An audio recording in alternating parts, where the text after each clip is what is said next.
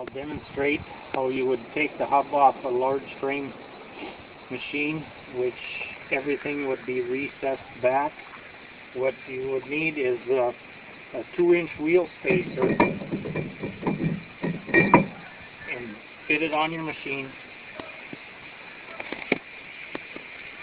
Put your lug nuts back on.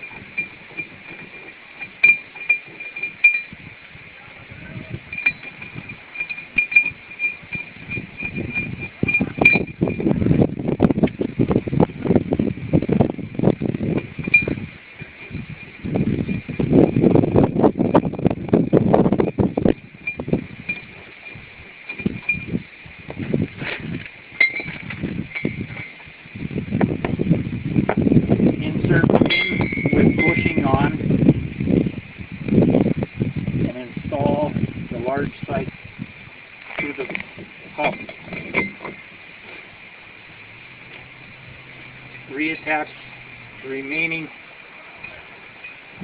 plug bolts, nuts, and tighten them from top to bottom, side to side, diagonal,